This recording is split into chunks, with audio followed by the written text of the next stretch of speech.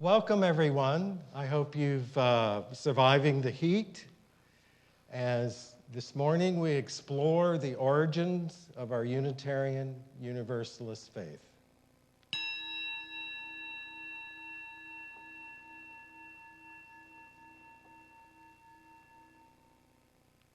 Our opening words are from J.R.R. Tolkien. Yet it is not our part to master all the tides of the world, but to do what is in us for the succor of those years wherein we are set, uprooting the evil in the fields that we know, so that those who live after us may have a clean earth to till. Whatever weather they shall have is not ours to rule.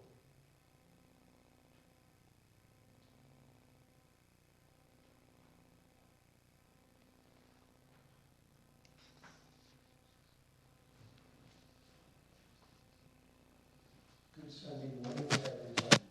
We're very excited for our Sunday service this morning. We have a musical guest with us. Our good friend Patricia Childs is here with us, and she's going to be doing some singing, so you won't have to hear me sing. And many of you know Patricia, and so we're very, very lucky that she's here. And we are going to open up with hymn number 108, My Life Flows On, an endless song, beautiful famous melody, and we'll sing verse 1 and 2.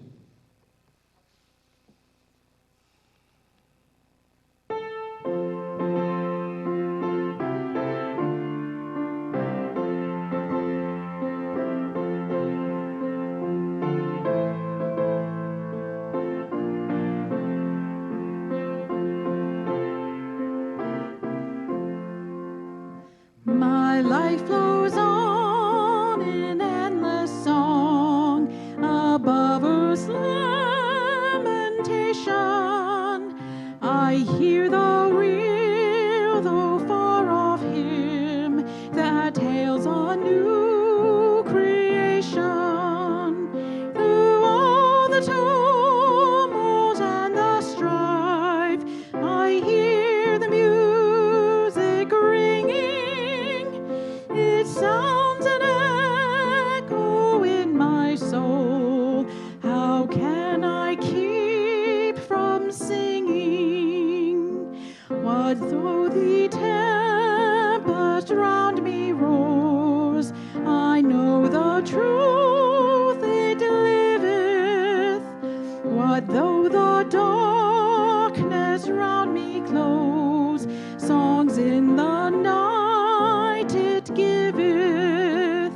No storm can shake my inmost calm, while to that rock I'm clinging. Since love prevails in heaven and earth, how can I keep from singing?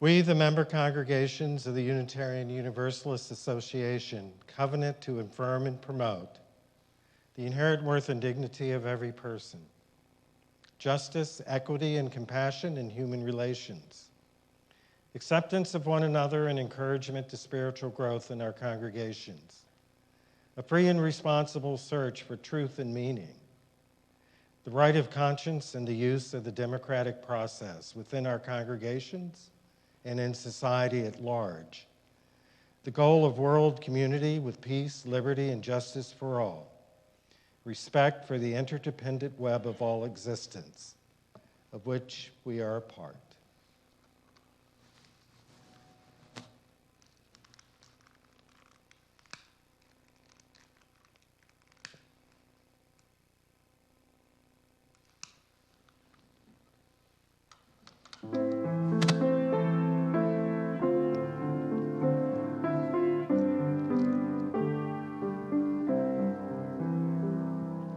Spirit of life,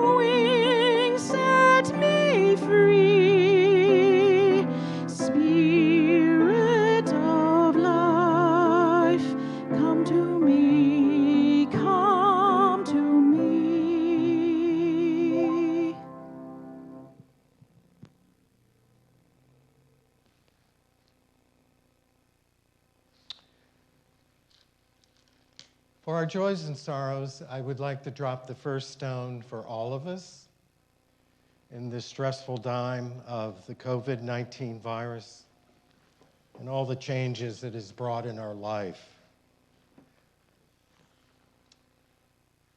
From Alan George, 2.5 weeks into COVID-19, my daughter Sheila contracted a spotted pneumonia and was sent back to the hospital from her rehab facility. It is not an emergency, but another obstacle to going home.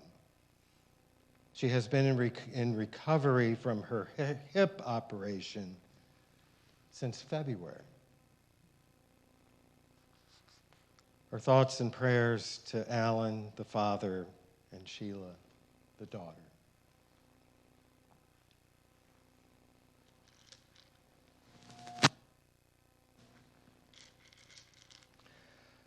I'd like to drop a stone for myself. Monday, we'll see the orthopedic surgeon. I may have rotator cuff and surgeries to come that I'm not looking forward to. In this stone, for what has gone on in Georgia and Minnesota. The soul of our country is fractured. We can't keep doing this. Anyone that doubts white supremacy. But we have to get there together so we could all use some mercy now.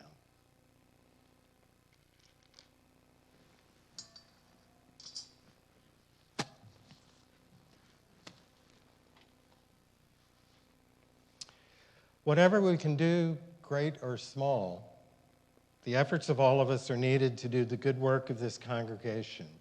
The offering will now be received online, and if you wish to give, the link will be on your screen.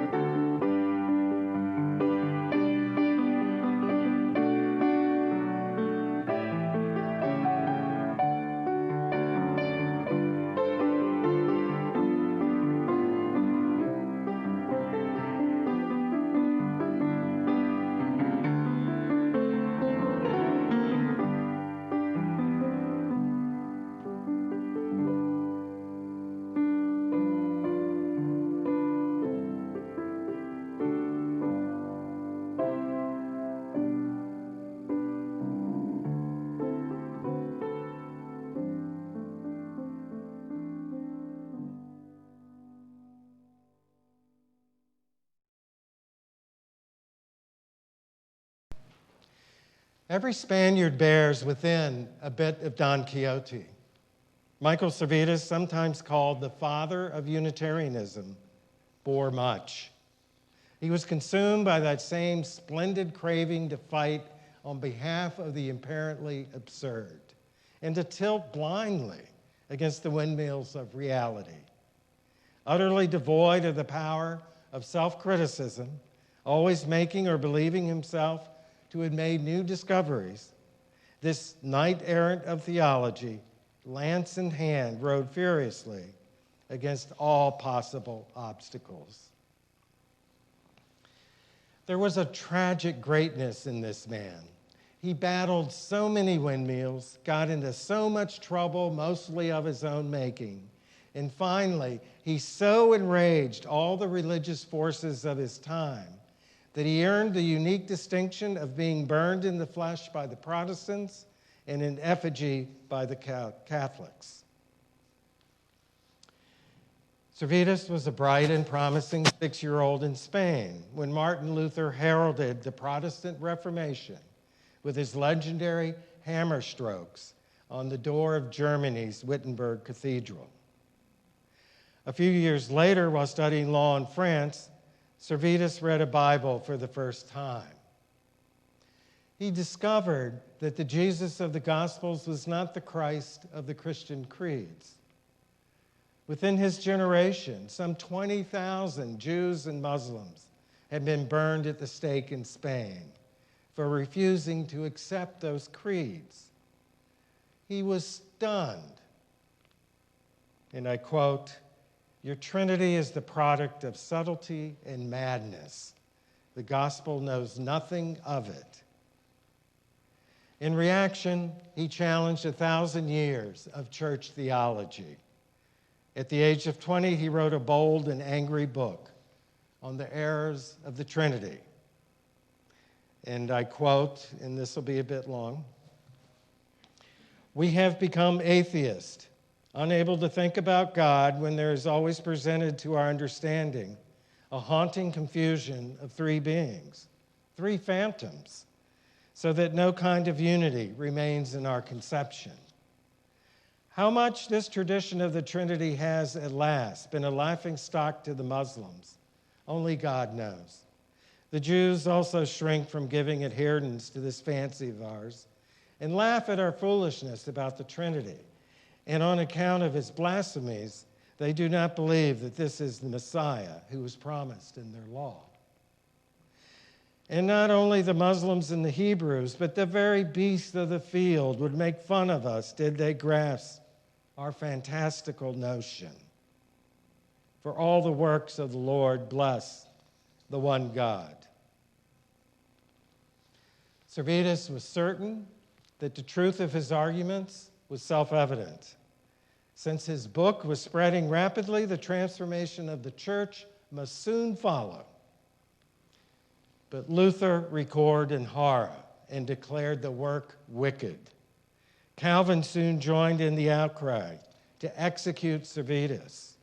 And I quote Calvin, "Those who would spare heretics and blasphemers are themselves blasphemers. Why is such impeccable severity demanded unless that devotion to God's honor should be preferred to all human concerns? And as often as his glory is at stake, we should expunge from memory our mutual humanity." We should expunge from memory our mutual humanity. Calvin's words blow cold against the love that the carpenter's son preached. The vehemence of his reaction sent Servetus into hiding for 20 years in France. There, under the name Michael Villanova, he pursued successful careers in editing and medicine. He even contributed to scientific history by writing a pioneering treatise on the blood circulation. The scope of his interests and accomplishments crowned Servetus a true son of the Renaissance. He was proficient in medicine, geography, biblical scholarship, and theology. In him, the most diverse tendencies of the Renaissance and the Reformation were blended. His clash with Calvin was more than personal. It was the conflict of the Reformation with the Renaissance and of the right wing of the Reformation with the left, the same left wing that is the religious heritage of our Unitarian Universalist faith. But it was his attraction to theology that was fatal. Servetus reopened a correspondence with John Calvin. Can you imagine? In return, Calvin boasted that should Servetus ever set foot in Geneva, he would not get out alive. And Servetus wrote his masterwork, The Restoration of Christianity. In it, he offered a plan for the complete reformation of the Christian churches, Protestant and Catholic alike, based on the teachings of Jesus. He was not a humble man, nor tolerant. There was one truth, and he had it. Listen to how he reopened his correspondence with Calvin. Your gospel is without God, without true faith, without good works. Instead of a God, you have a three-headed monster. For faith, you have a deterministic dream, and good works, you say, are inane pictures. With you, the faith of Christ is mere deceit, affecting nothing. The human race is with you an inert trunk, and God is a fire-breathing monster of the enslaved will. You do not know the celestial regeneration by water, and you have it as if it were a fable. You choose the kingdom of heaven before women and men. Woe, woe, woe. This is the third letter that I have written to warn you, that you may know better. I will not warn you again. And on top of it, the woe, woe, woe is an allusion to Jesus' 6 woes to the Pharisees in Luke. He knew how to hit Calvin where it hurt. With the publication of The Restoration of Christianity, the true identity of Michael Villanova was known. The Inquisition found him out in France. Servetus petitioned them with a plea for religious liberty. And I quote, again long, "If you find in me error in one point, you should not on that account condemn me in all. For according to this, there is no mortal who would not be burned 1,000 times. For we know in part. The greatest of the apostles were sometimes in error. Even though you see Luther erring egregiously at some points, you do not condemn him in the rest. Such is human frailty that we condemn the spirits of others as impostors and impious and accept our own. For no one recognizes one's own errors. I beg you, for God's sake, spare my name and fame." Excuse me. After making his plea, Servetus escaped the French Inquisition. He passed through Geneva en route to Naples, and Calvin had his man. The awaited hour had finally arrived. Michael Servetus was captured in Geneva and ready for trial. The trial itself involved 5 phases. 1, first came a series of examinations on the charges supplied by Calvin. 2, further oral examinations by the public prosecutor followed. 3, the trial continued in the form of a running debate between Calvin and Servetus. Servetus took advantage of his ink and paper to address several pleas to the court. 4, the Swiss cities were consulted and their replies submitted to the court. On the basis of this material, the court deliberated and passed judgment. This is the court's judgment, and I quote, "The sentence pronounced against Michael Servetus, who some 23 or 24 years ago printed a book against the Holy Trinity in Germany. He continued in his errors, and in order the more to spread the venom of his heresy, he printed secretly a book in Venice. His blasphemies are scandalous against the majesty of God and the Holy Spirit. This entails the murder and ruin of many souls." See, back then they believed that literally. desiring to purge the church of God of such infection and cut off the rotten member, we now, in writing, give final sentence and condemn you, Michael Savitas, to be bound and attached to a stake and burned with your book to ashes. And so you will finish your days and give an example to others who would commit the like. Tried and convicted of heresy, Michael Savitas died in flames with his book tied to his thigh at midday on October 27th, 1553. Scarcely were his ashes cold before a storm of controversy arose concerning such punishment for heresy. Calvin complained that, and I quote, "the dogs are barking at me from all sides." The loudest dog was Sebastian Castilio, a former colleague of Calvin's and now professor at Basel. And now I quote Dr. Castilio. "I do not see how we can retain the name of Christian if we do not imitate his clemency and mercy. In view of the many sins which are laid to us all, the best course would be for each to look to oneself, to exercise care for the correction of one's own life, and not for condemning others.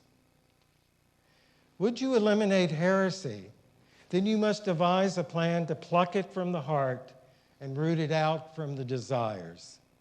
With force, you will merely entrench, not expel. What you have accomplished if you confirm heresy in the heart and weaken it only on the tongue and What have you accomplished if you confirm heresy in the heart and weaken it only on the tongue and drive people to lies? To burn a human being alive does not defend a doctrine, but slays a human being." Almost in response, movements grew in Poland and Transylvania, which were the true beginnings of Unitarianism in Europe. But that's another story. I'd like to return to the one at hand. What lesson can we learn who live in the postmodern world from the life and death of this hunted heretic who died 467 years ago? I leave you with Professor Ronald Baden's reflection on that question. The story of Calvin and Savitas should demonstrate for us that our slogans of liberty need continually to be thought through afresh. The severity of Calvin was born of zeal for truth and even concern for the victim. Death itself seemed to him not too harsh a penalty for perversion of the truth of God. Now, today, any one of us would be the first to cast a stone against Calvin's intolerance. And seldom do we reflect that we who are aghast at the burning of one man to ashes for religion do not hesitate for the preservation of our culture to reduce whole cities to cinders.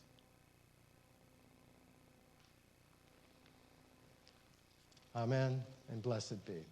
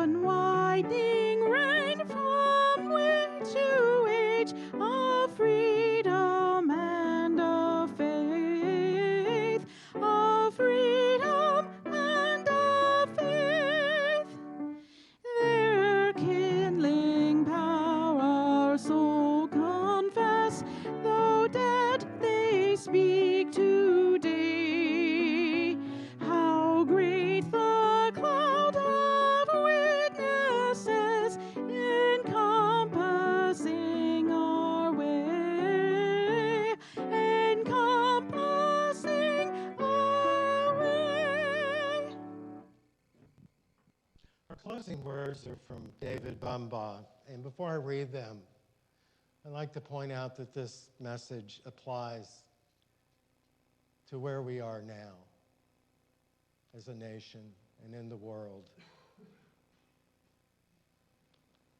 We are here dedicated to the proposition that beneath all our differences, behind all our diversity, there is a unity that binds us forever together.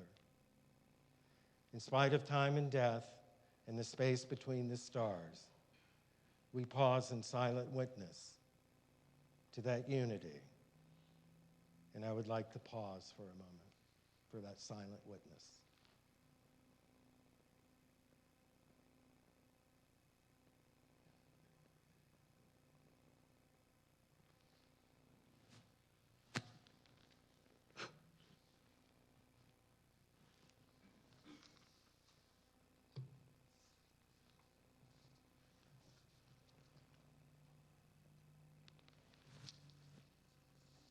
Our closing song was a popular hit during World War II. It's called We'll Meet Again, and Patricia suggested singing it, and it's got lyrics that are very apropos for our situation right now, so we hope you enjoy it.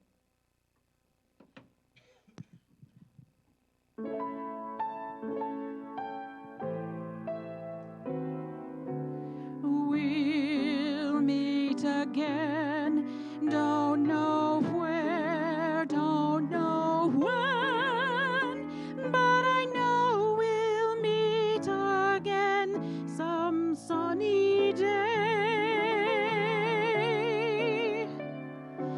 Keep smiling through, just like you always do, till the blue skies drive the dark clouds far away.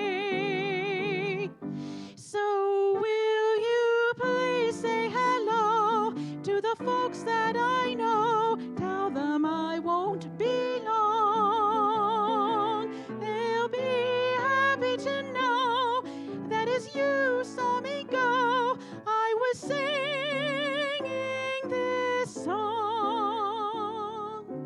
We'll meet again, don't know where, don't know when, but I know we'll meet again some sunny day.